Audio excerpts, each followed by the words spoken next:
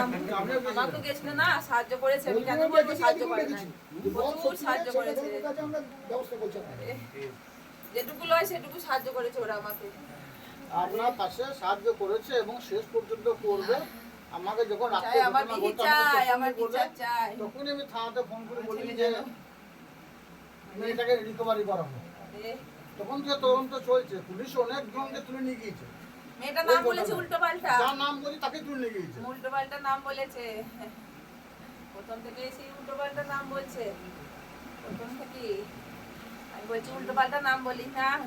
বলছে আমি বাহিরি কোনোদিন, থানাতে বলেছে আমি বাহিরি কোনদিন নাই, আমার ফোনে রেকর্ডিং করা আছে।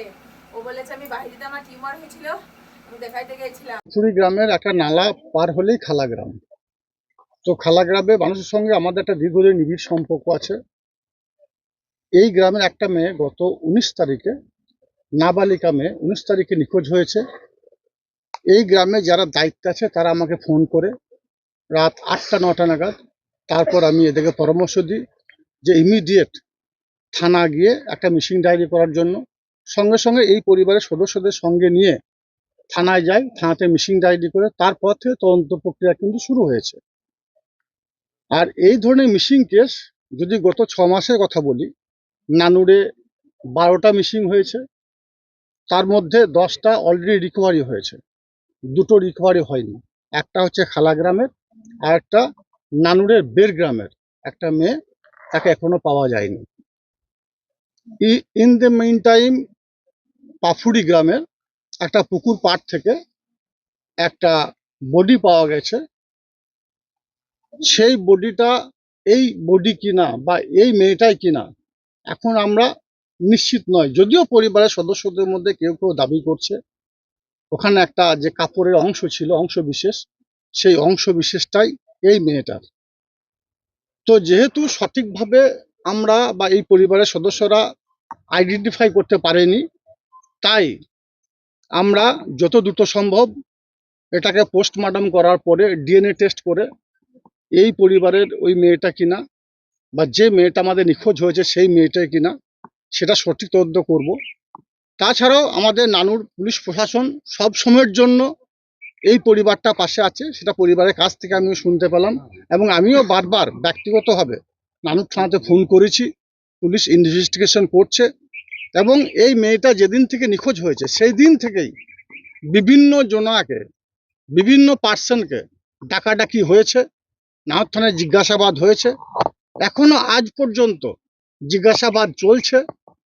যতক্ষণ পর্যন্ত আমরা সঠিক এই সিদ্ধান্তে উপনীত না হব যে এই মেয়েটাই দিশা মণ্ডল যে বডিটা পাওয়া গেছে, ততক্ষণ পর্যন্ত এর অন্য কোনো ক্লেম দেওয়া যাবে না। আমরা মিসিং হিসাবে এখন এটাকে আইডেন্টিফাই করেছি যে মেয়েটা মিসিং আছে।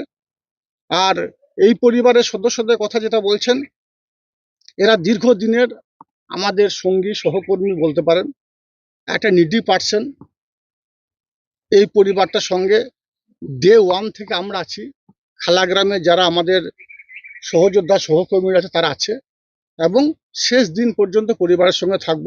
যদি এই মেয়েটাই যে বডিটা পাওয়া গেছে দিশা মণ্ডল হয়, তাহলে আপনার মাধ্যমে এবং ব্যক্তিগতভাবে পুলিশ প্রশাসনকে আমি রিকোয়েস্ট করব যে দোষী, যে প্রকৃতপক্ষে অপরাধী, যে এই নৃশংস কাণ্ড ঘটিয়েছে তার দৃষ্টান্তমূলক সাজা হোক, সেটা আমরা দেখতে চাই, তাতে সে যে কেউ হোক না কেন। দাদা, বিজেপি দাবি করছে মুখ্যমন্ত্রী আসছে, সেই কারণে জেলা সভাধিপতির এলাকা থেকে বা বাড়ির ওইখান থেকে। দেখুন বিজেপি কি বলছে, বিজেপি মৃত্যু নিয়ে রাজনীতি করে, লাশ নিয়ে রাজনীতি করে, এই ধরনের রাজনীতি আমরা করি না।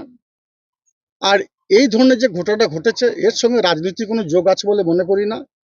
এখান থেকে অনেক সূত্র আছে, অনেক পয়েন্ট আমাদের কাছে আছে।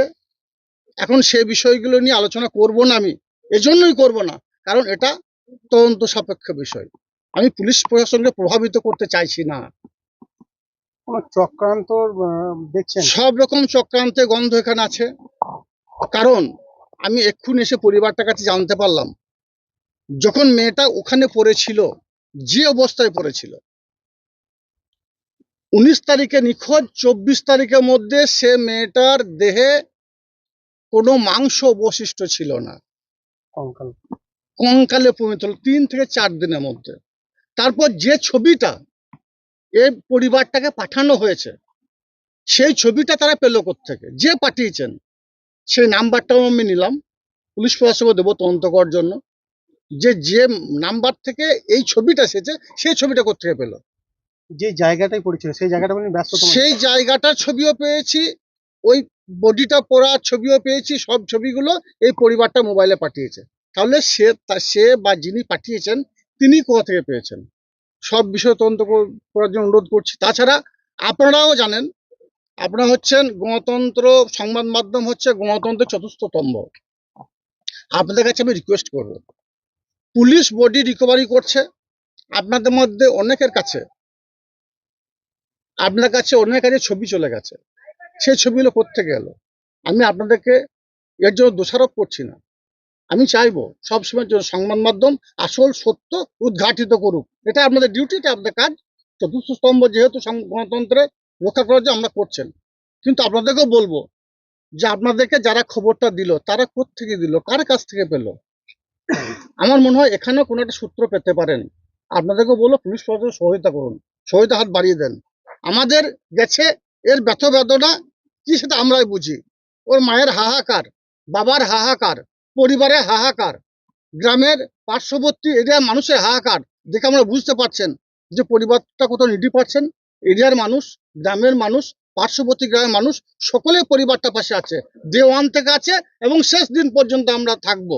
সঙ্গে সঙ্গে সংবাদ মাধ্যমে বন্ধুদের কাছে আমার অনুরোধ, যে প্রকৃতপক্ষ দোষী, আপনাদের কাছে অনেক সোর্স থাকে, অনেক খবর থাকে, আপনারাও চেষ্টা করুন আসল দোষীকে গ্রেপ্তার করে দৃষ্টান্তমূলক সাজা দেওয়ার জন্য। যদি আপনার কাছে কোনো ক্লু থাকে, কোনো প্রমাণ থাকে, কোনো তথ্য থাকে, সেটাকেও দেওয়ার চেষ্টা করবেন। বলছি পরিবার জানিয়েছিল যে ডিএনএ টেস্ট হবে বা ডিএনএ টেস্ট করাতে চাইছে তারা, আর সেই ব্যাপারে কিভাবে হেল্প করবে প্রশাসনের দিক থেকে বা দলীয় ভাবে? দেখুন, ডিএনএ টেস্ট করতে গেলে সময় সাপেক্ষ ব্যাপার হয়, কিন্তু আপনাদের মাধ্যমে আমি বলছি প্রাইভেট ডিএনএ টেস্ট অতি দ্রুত করা যায়। তার জন্য যে দিক দিয়ে সহায়তা করার সব রকম সহায়তা করব, এবং অতি দ্রুত ডিএনএ টেস্ট করার পরে ওই মেয়েটা আমাদের পরিবারের মেয়ে কিনা সেটাকে আমরা শুনি।